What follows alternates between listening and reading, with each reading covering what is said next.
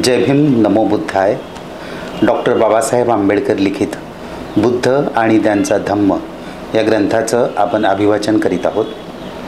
या अभिवाचनाची संकल्पना आणि अभिवाचक मी डॉक्टर औदुंबर मस्के. आपण 5वा भाग पाहिला. 5व्या भागात आपण पाहिलं की सिद्धार्थ गौतमासाठी असित मुनींनी जी आकाशवाणी उच्चारलेली होती ती खोटी ठरावी म्हणून शुद्धोधन राजानं त्याच्यासाठी विविध भोगविलासांनी युक्त असे महाल बांधले, परंतु त्याचं मन रमलं नाही. त्यांचा महामंत्री उदाईक याने स्वतः सिद्धार्थ गौतमाचं मन वळवण्याचा प्रयत्न केला की भोगविलास हेच राजाने करायला हवं आहे आणि ते तू करावंच असं सांगितलं. परंतु सिद्धार्थ गौतमाने त्याला जीवनातली नश्वरता पटवून दिली आणि त्याचंच मन वळवलं. आज आपण इथपर्यंत पाहिलं आहे. आज आपण 6वा भाग पाहतोय. यातला पाठ आहे 13वा, शाक्य संघात प्रवेश. शाक्यांचा स्वतःचा एक संघ होता. वयाची 20 वर्ष झाल्यावर प्रत्येक शाक्य तरुणाला संघाची दीक्षा घ्यावी लागत असे व संघाचे सभासद व्हावे लागे. सिद्धार्थ गौतमाला 20 वर्ष पूर्ण झाली होती. संघाची दीक्षा घेऊन त्याचे सभासद होण्यास ते योग्य असे वय होते. शाक्यांचे एक सभागृह होते. त्याला ते संथागार म्हणत. ते कपिलवस्तू नगरात होते. संघाच्या सभाही याच संथागारात होत असत. सिद्धार्थाला शाक्य संघाची दीक्षा देण्याच्या हेतूने शुद्धोधनाने शाक्यांच्या प्रधानाला संघाची सभा बोलविण्यास सांगितले. त्यानुसार कपिलवस्तू येथील शाक्यांच्या संथागारात संघाची सभा झाली. सिद्धार्थाला संघाचे सभासद करून घ्यावे म्हणून प्रधानाने संघाच्या सभेत ठराव मांडला. तेव्हा शाक्यांचा सेनापती आपल्या जागेवरून उठून उभा राहिला. संघाला उद्देशून त्याने पुढीलप्रमाणे भाषण केले. शाक्य वंशातील शुद्धोधनाच्या कुळात जन्मलेला सिद्धार्थ गौतम संघाचा सभासद होऊ इच्छितो. त्याचे वय 20 वर्षाचे असून तो सर्व दृष्टींनी ह्या संघाचा सदस्य होण्यास पात्र आहे, म्हणून त्याला ह्या संघाचे सदस्य करून घ्यावे असे मी सुचवतो. या प्रस्तावाच्या विरुद्ध असणाऱ्यांनी आपले मत व्यक्त करावे. या सूचनेविरुद्ध कोणीही बोलले नाही. सेनापती पुन्हा म्हणाला, मी दुसऱ्यांदा सांगतो की जे कोणी या ठरावाच्या विरुद्ध असतील त्यांनी बोलावे. ठरावाविरुद्ध बोलण्यास कोणीही उभे राहिले नाही. सेनापतीने पुन्हा म्हटले, मी तिसऱ्यांदा सांगतो की जे कोणी ह्या ठरावाविरुद्ध असतील त्यांनी बोलावे.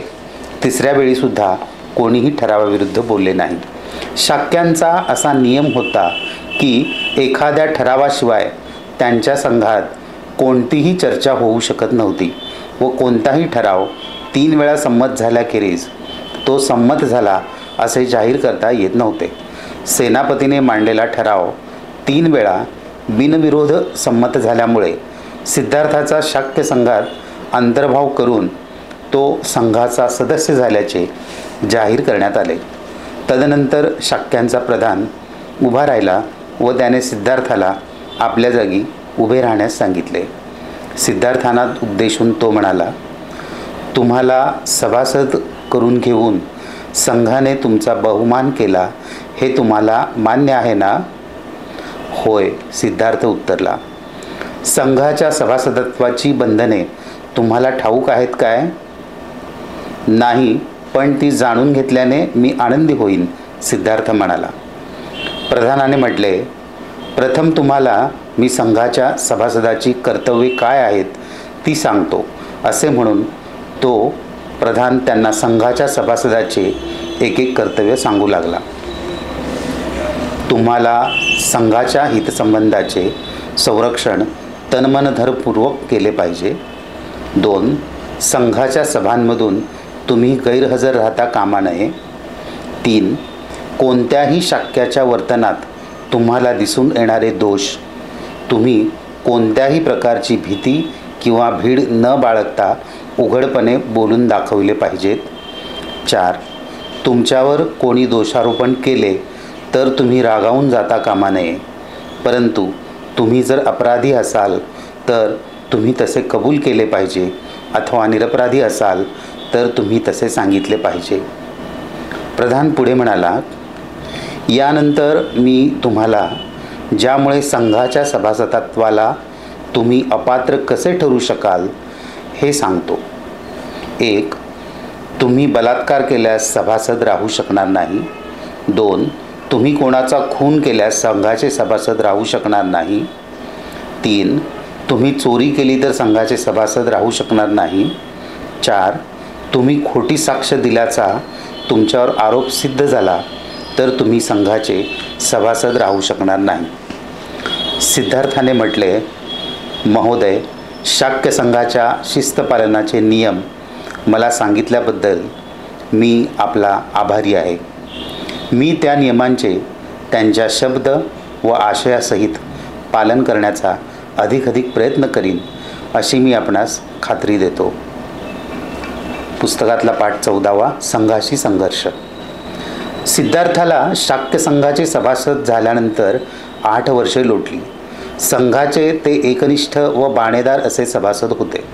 स्वतःच्या खाजगी कामात ते जेवढे लक्ष देत असत तेवढेच लक्ष ते संघाच्या कार्यात घालीत असत. संघाचा सभासद म्हणून त्यांचे वर्तन आदर्श असे होते व त्यामुळे ते सर्वांना प्रिय झाले.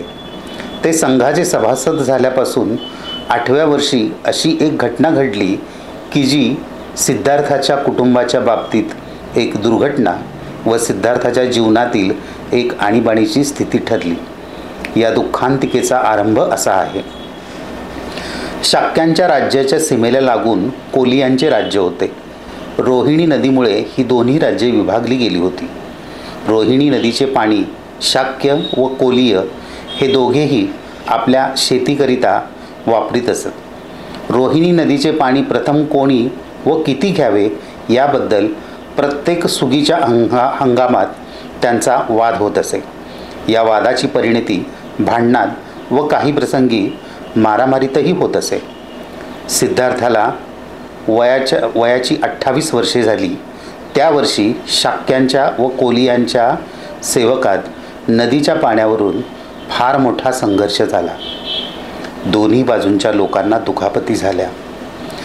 जेव्हा या संघर्षाची माहिती शाक्य व कोलीय यांना मिळाली तेव्हा हा प्रश्न आता युद्धानेच कायमचा निकालात काढावा असे त्यांना वाटले. म्हणून शाक्यांच्या सेनापतीने कोलियांची युद्ध पुकारण्याच्या प्रश्नावर विचार करण्यासाठी शाक्य संघाचे अधिवेशन बोलावले. संघाच्या सभासदांना उद्देशून सेनापती म्हणाला, आपल्या लोकांवर कोलियांनी हल्ला केला असून त्यात आपल्या लोकांना माघार घ्यावी लागली. अशा प्रकारच्या आक्रमणाची कृत्ये यापूर्वी अनेक वेळा कोलियांकडून घडलेली आहेत. तुम्ही ती आजपर्यंत सहन केली आहेत, पण यापुढे हे असे चालू देणे शक्य नाही.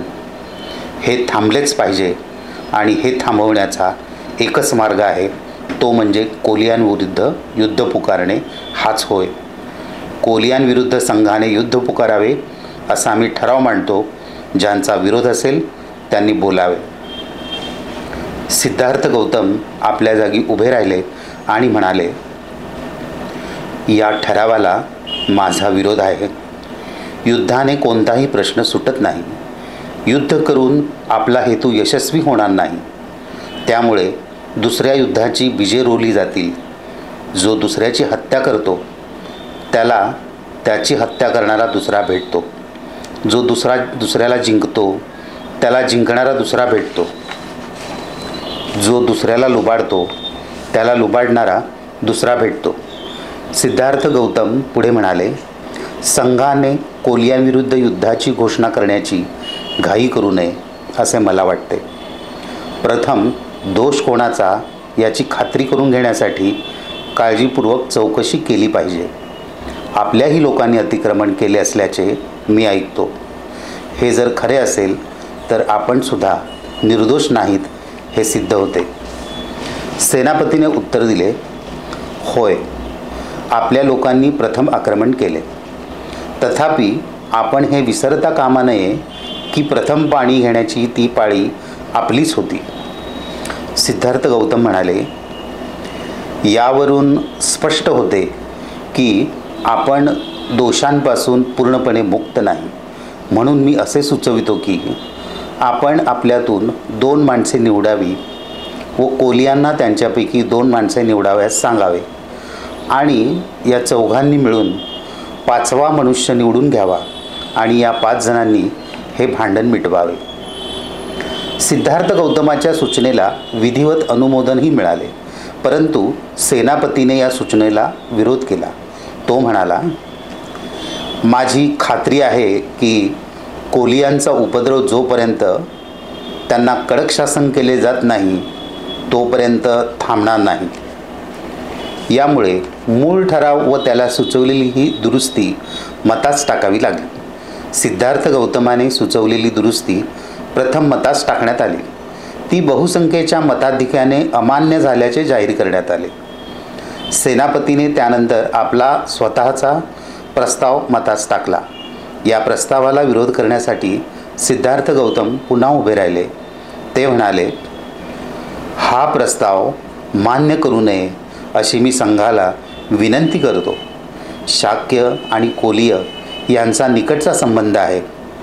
त्यांनी परस्परांचा नाश करणे हे शहाणपणाचे ठरणार नाही. सिद्धार्थ गौतमाचे म्हणणे सेनापतीने खोडून काढले. त्याने जोर देऊन सांगितले की क्षत्रिय लोक युद्धात आपला आणि परका असा भेद करू शकत नाहीत. आपल्या राज्याकरिता त्यांनी आपल्या सख्ख्या भावाशी देखील लढले पाहिजे. यज्ञ करणे हा ब्राह्मणांचा धर्म आहे. युद्ध करणे हा क्षत्रियांचा धर्म आहे. व्यापार करणे हा वैश्यांचा धर्म आहे, तर सेवा चाकरी करणे हा शूद्रांचा धर्म आहे. प्रत्येक वर्णाला आपल्या धर्माचे पालन करण्यातच पुण्य आहे. हीच शास्त्रांची आज्ञा आहे. सिद्धार्थाने उत्तर दिले, धर्म याचा अर्थ मी असा समजतो की धर्माचे आचरण म्हणजे वैराने वैर शमत नाही, वैरावर प्रेमानेच मात करता येते. अस्वस्थ होऊन सेनापती म्हणाला, या तत्त्वज्ञानाच्या चर्चेत शिरण्याची काहीही आवश्यकता नाही.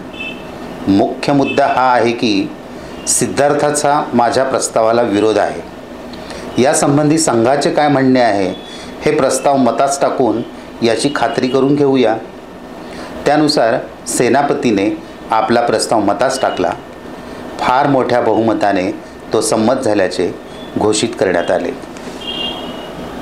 जय भीम. नमो बुद्धाय.